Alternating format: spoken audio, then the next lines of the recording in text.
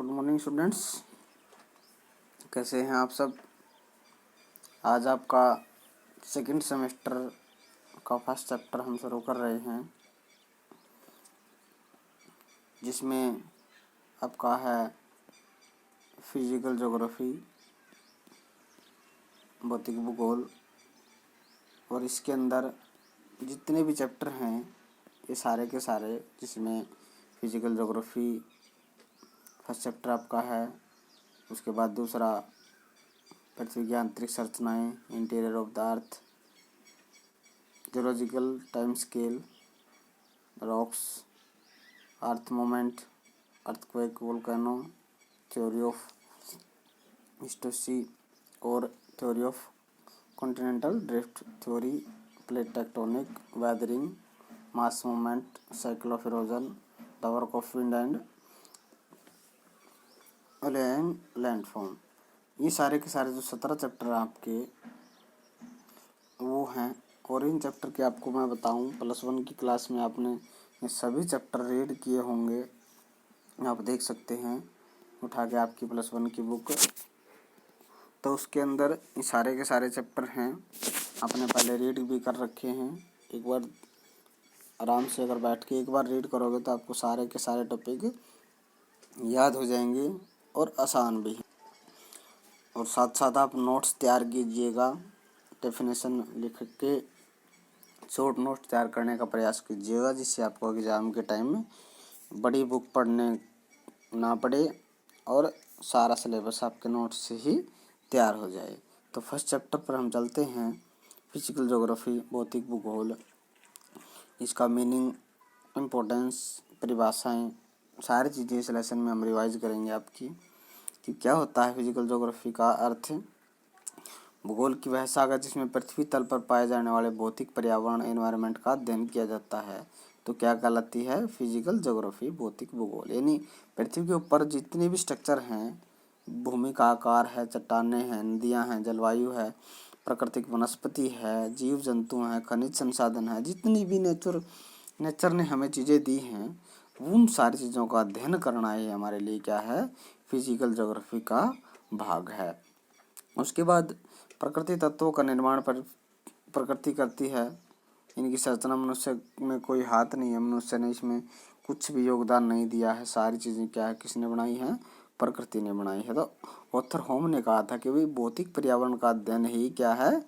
भौतिक भूगोल कहलाता है, जिसके अंदर हम जलवायु या मौसम विज्ञान, समुद्र विज्ञान, सभी प्रकार के प्राकृतिक तत्वों का क्या करते हैं? हम अध्ययन। उसके बाद सभी प्रकार के तत्वों का हम अध्ययन करते हैं। तो विभिन्न प्रकार के जो तत्व हैं वो पृथ्वी पर पाए जाते हैं, जिसमें प्रकृति ने अपने आप उनका निर्माण किया, तो उन्हीं का अध्ययन करना है भौतिक भूगोल की परिभाषा के रूप में स्थापित करते हैं। तो निष्कर्ष अगर बात करें तो भौतिक भूगोल का अध्ययन वह क्षेत्र है जो मानव के भौतिक पर्यावरण के तत्वों को एक दूसरे से जोड़ता है और उसकी व्याख्या करता है। तो उसके बाद आती है nature and scope of physical geography. क्या किस प्रकार का नेचर है? क्योंकि पृथ्वी पर कोई भी घटक अथवा मनुष्य का कोई भी क्रियाकलाप भौतिक पर्यावरण से अछूता नहीं है, क्योंकि मनुष्य अगर कुछ भी एक्टिविटी करेगा वो नेचर के साथ ही करेगा।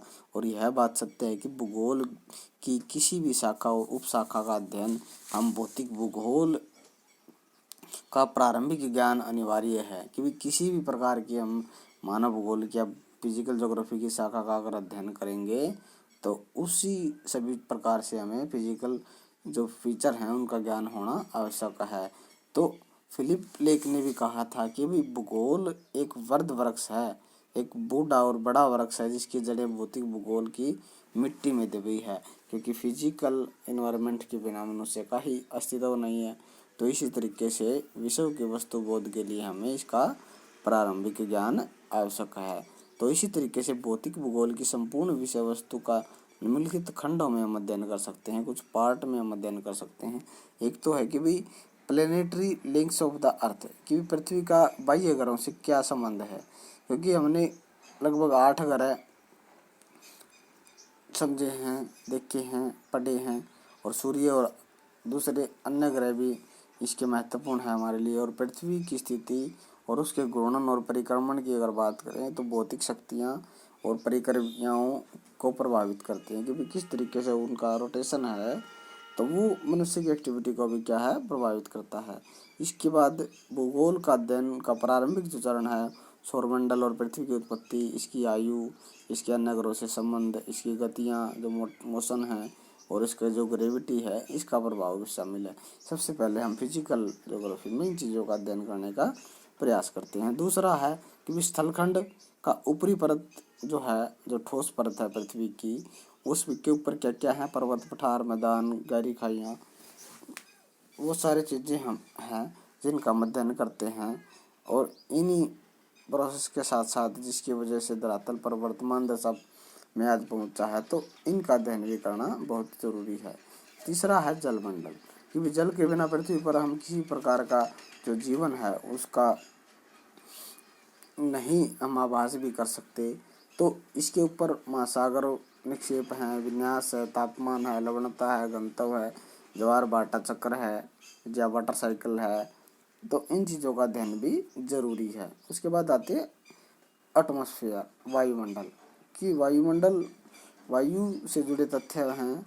वायुमंडल की संरचना, इसका संगठन, कौन कौन सी गैसों से मिलकर बना है, तापमान क्या है, किस एरिया में किस प्रकार का तापमान है, एयर प्रेशर कैसा है, पवन पेटियाँ कैसी हैं, पवनों की उत्पत्ति और आर्द्रता, इन सारी चीज़ों का अध्ययन करना ही हमें वायुमंडल के ज्ञान को बढ़ाता है। और जल, स्थल और जीवन को ये क्या करता है प्रभावित करता है। उसके बाद आता है बायोस्फीयर, जैवमंडल, पृथ्वी का वह भाग जहाँ पर जीवन पाया जाता है जैवमंडल कहलाता है। चाहे वह जल मंडल हो या स्थल मंडल हो, तो जीवन हर जगह पर है। वायुमंडल में भी जीवन है, तो वो सारा का सारा जिसके अंदर जीवन है वो जैवमंडल कहलाता है। ये परिमंडल एक दूसरे को प्रभावित करते हैं सारे के सारे, चाहे जैवमंडल है या स्थल मंडल है या जलमंडल है, एक दूसरे से क्या है संबंधित हैं। तीसरा जो आपका मेन क्वेश्चन बनता है स्टूडेंट्स, वो है relationship of physical geography with the other branches of social science, यानी साइंस की जो विभिन्न शाखाएं हैं उनसे किस तरीके का फिजिकल ज्योग्राफी का एक दूसरे से संबंध है। इसमें जो प्रमुख हैं वो हैं उपशाखाएं, खगोल विज्ञान, यूनिवर्स की उत्पत्ति कैसे हुई, किस तरीके की दिन रात की घटनाएं होती हैं, ऋतु परिवर्तन होता है, या गणितीय और भौतिक नियमों का अनुसरण हम किस प्रकार से करते हैं, गणितीय नियमों का अनुसरण हम किस प्रकार से करते हैं, सांख्यिकी या रेख ग्राफ किस तरीके से तैयार करते हैं, तो उन चीज़ों का अध्ययन इसके अंदर किया जाता है। जिसमें खगोल की भी हमें बात करनी पड़ेगी, गणित की भी बात करनी पड़ेगी, डाटा इकट्ठा करना होता है। भौतिक की अगर बात करें, जैसे ज्वार भाटा है, भूकंप है, ज्वालामुखी है, यानी इस प्रकार की जो घटनाएं पृथ्वी के ऊपर होती हैं, तो भौतिकी की भी हमें ज़रूरत है। उसके बाद भूगर्भ विज्ञान, भाई पृथ्वी के अंदर कौन कौन से खनिज संसाधन हैं। भूगर्भ विज्ञान भूतकाल का भूगोल है, प्राचीन काल से किस तरीके की एक्टिविटी हुई है, तो उन्हीं एक्टिविटी के कारण भूमि के अंदर विभिन्न प्रकार के जो खनिज हैं उनका निर्माण हुआ है। तो भूगोलवेताओं को भूगर्भ शास्त्री भी कहना उचित है। तो रिटर ने बात कही थी कि भूगर्भ शास्त्री पर भी निर्भर रहना जरूरी है। उसके बाद रसायन विज्ञान की बात करें, सोयल फर्टिलिटी की बात करें, ऊर्जा के संसाधनों की बात करें, खनिजों की बात करें, तो रसायन विज्ञान के बिना ये चीज़ें नहीं बन सकती, तो इनका अध्ययन भी आवश्यक है। उसके बाद वनस्पति विज्ञान की बात करें, आर्थिक महत्व की जो चीज़ें हैं जिसके हमें खरीद फरोख्त करते हैं, जिसके बल पर मनुष्य का विकास हुआ है, तो वनस्पति जगत एक आधारभूत वनस्पति शास्त्र का सहारा लेता है। उसके बाद प्राणी विज्ञान, क्योंकि प्राणी है तो जीवन है, तो इस तरीके से भौतिक तत्वों के आधार पर एनवायरनमेंट के साथ उनके संबंधों का भी हम अध्ययन करते हैं। उसके बाद आती है जलवायु विज्ञान और मौसम विज्ञान, ये भी किस प्रकार से तापमान, वायुमंडलीय या भूमंडलीय संतुलन या वर्षा है, वायुभार है, तो इन अवस्थाओं की, इन संरचनाओं की जो हमें अध्ययन करना होता है वो वायुमंडल के विषय में हम करते हैं। तो वायुमंडल से जुड़ी सामग्री के लिए हमें जलवायु और मौसम विज्ञान पर निर्भर रहना पड़ेगा। उसके बाद समुद्र विज्ञान है, जल भौतिक विज्ञान है, तो किस तरीके के जीव जंतु समुद्र के अंदर रहते हैं वो ओशिनोग्राफी में हम अध्ययन करते हैं। तो भौतिक भूगोल समुद्र विज्ञान पर पूरी तरह से निर्भर हम कर सकते हैं, क्योंकि इसका एक अंदर हम जलमंडल का भी अध्ययन करना होगा। उसके बाद सोयल ज्योग्राफी या सोयल साइंस की अगर बात करें, तो किस प्रकार का स्ट्रक्चर है सोयल का, संरचना कैसी है, विकास कैसा है, उर्वरता कैसी है, तो उसी पर हम भौतिक भूगोल के सभी तत्वों का अध्ययन करते हैं और प्रादेशिक असमानता को भी जानने का प्रयास करते हैं कि भी किस प्रदेश में, किस एरिया में किस तरीके की सोइल फर्टिलिटी देखने को मिलती है। ऑथर ओम्स ने भी कहा था कि भी भौतिक भूगोल साधारण रूप से कुछ भूविज्ञानों का एकीकरण प्रस्तुत करता है, जिसमें हमें मानव के पर्यावरण की प्रकृति की अंतर्दृष्टि प्राप्त होती है कि मानव के पर्यावरण की प्रकृति कैसी है, वो किस पे डिपेंड करती है, सोइल पे, क्योंकि फर्टाइल सोइल होगी तो मनुष्य वहीं पे निवास करेगा, एग्रीकल्चर करेगा, विभिन्न प्रकार की आर्थिक गतिविधियाँ करेगा। तो इन चीज़ों का हमें ज्ञान होना जरूरी है। तो इस तरीके से अनेक जो विज्ञान हैं उनका योगदान भौतिक भूगोल के बिना संभव नहीं है, विकास संभव नहीं है उनका। तो इस तरीके से अंग्रेजी भाषा का शब्द है भू आकृति, जिसको हम जियोमॉर्फोलॉजी बोलते हैं, तो ग्रीक भाषा के 3 शब्दों से मिलकर बना है, जियोमॉर्फो और लॉजी। तो भू का अर्थ है जियो में पृथ्वी, आकृति का अर्थ जो हुआ मॉर्फो में रूप, और विज्ञान का अर्थ है क्रमबद्ध। यानी सिस्टमेटिक रूप से हम किस प्रकार से पृथ्वी के क्रमबद्ध और सुव्यवस्थित तरीके से अध्ययन करते हैं, तो वो सारा का सारा हमारे जियोमॉर्फोलॉजी के अंदर आता है। तो भू आकारों का क्रमबद्ध जो अध्ययन है वो हम करते हैं। पहले कौन आया, किस आकार की विशालता है, दोनों आधारों पर हम भू आकारों का 3 क्रम निर्धारित करते हैं, जिसमें प्रथम क्रम है स्थलाकृतियाँ, महासागर और उप महासागर महाद्वीपों की। उसके बाद द्वितीय जो क्रम है उसके अंदर कालांतरित महाद्वीप और महासागरों की तलहटी, और इसका अंतर्जात और बहिर्जात संबंध क्या है, जिसके अंदर पठार या पर्वत है, मैदान है, तो उन सारी चीज़ों का हम अध्ययन करते हैं। तीसरा है कि भाई प्रत्येक क्रम में जिसमें भूआकार का विकास द्वितीय क्रम के स्थलाकृतियों पर हुआ है, और इन पहाड़ियों और नदी घाटियों डेल्टाओं जिसमें लैगून शामिल हैं, इन नदियाँ शामिल हैं, तो 2 क्रमों की छोटी भी है और मनुष्य के अपेक्षा करते उसके बाद भी बने। तो इस तरीके से तीनों कर्मों का हम अध्ययन करने का प्रयास करते हैं। उसके बाद आती है डेवलपमेंट ऑफ जियोमॉर्फोलॉजी, भी किस तरीके से भूआकृतियों का विकास हुआ है, उन चीज़ों का हमें ज्ञान होना जरूरी है।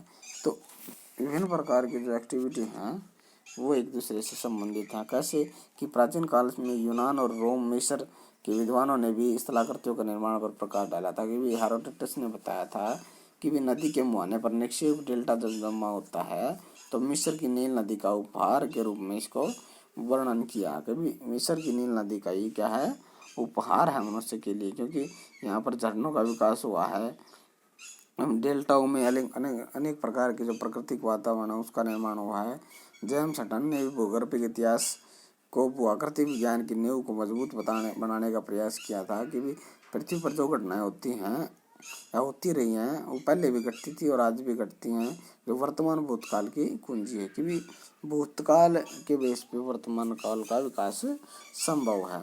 तो इस तरीके से विभिन्न जो भूआकृतिक अभूतपूर्व विकास हुआ है, तो विद्वानों में डेविस ने भी अपर्दन चक्र की पूरी तरह से नकार दिया था, लेकिन उसका विकल्प देने का भी नाकाम हो रहे थे। कि अपर्दन के बिना भी हम जियोमॉर्फोलॉजी को नहीं अच्छी तरीके से अध्ययन कर सकते। तो निष्कर्ष के तौर पर कह सकते हैं भी डेविस ने कहा था भूगर्भ विज्ञान तो मुख्यतः भूतकाल की ओर ध्यान आकर्षित करती है, परंतु भूआकृतिक विज्ञान वर्तमान को समझने रखकर विश्लेषण करता है, और भूआकृतिक विज्ञान एक भौतिक भूगोल का महत्वपूर्ण अंग भी इसको हम कह सकते हैं। उसके बाद आता है कि भी फिजिकल ज्योग्राफी का महत्व क्या है, क्योंकि फिजिकल ज्योग्राफी के बिना तो अस्तित्व ही नहीं हम कह सकते। मनुष्य का, वायुमंडल का, भूमंडल या जलमंडल जिसमें जैवमंडल भी शामिल है, तो सभी चीज़ों का हम अध्ययन करते हैं। तो इन्हीं परिमंडलों का प्रत्येक तत्व का विकास के लिए सबसे महत्वपूर्ण है कि भाई मिट्टियाँ का निर्माण किस तरीके से हुआ है, मूल चट्टानें कैसी थी, जलवायु कैसी है, जीवाश्म कैसे हैं, कालावधि पर भी निर्भर करता है कि भी कितने टाइम पीरियड में किसका चीज़ का विकास हुआ है, जिसके अंदर मृदा है, पौधे हैं, पशु पक्षी हैं, इन सभी का आधार प्रदान करता है इन्वायरमेंट, जिसको फिजिकल जियोग्राफी के रूप में हम जानते हैं। भूआकृतियों का आधार भी इस पर निर्भर है कि भी किस तरीके से पठार और वन खनिजों का जो विकास हुआ है, जो चारागाह हैं, पर्यटक स्थल हैं, तो वो एक टाइम पीरियड के अकॉर्डिंग उनका विकास है। तो वर्षा से संबंधित भी जो पुनर्वेदित करके कृषि और घरेलू कार्य हम करते हैं, तो वो भी इसी के कारण संभव है। भौतिक भूगोल प्राकृतिक संसाधनों के मूल्यांकन और प्रबंधन से संबंधित विषय के रूप में विकसित रहा है और इसका उद्देश्य की पूर्ति के लिए भौतिक और मानव के बीच संबंध भी समझना जरूरी है। तो इस तरीके से मनुष्य का सतत पोषण विकास के लिए भौतिक भूगोल का अध्ययन और ज्ञान भी जरूरी है। तो इस तरीके से कितना महत्वपूर्ण हमारे लिए फिजिकल ज्योग्राफी का ज्ञान है वो आप देख सकते हैं। तो इस तरीके से इस लेसन के आपके जो सारे के सारे जो पॉइंट हैं सॉल्व आउट हो गए होंगे। तो साथ में आप इन सभी क्वेश्चनों का अध्ययन करेंगे, एक नोट तैयार करने का साथ साथ प्रयास भी करते रहिएगा, रिवाइज कीजिए। समझ में नहीं आए तो आप पूछ सकते हैं। आज के लिए इतना ही, अगले लेसन में हम अगली क्लास में अगला लेसन करेंगे। Okay students, have a nice day.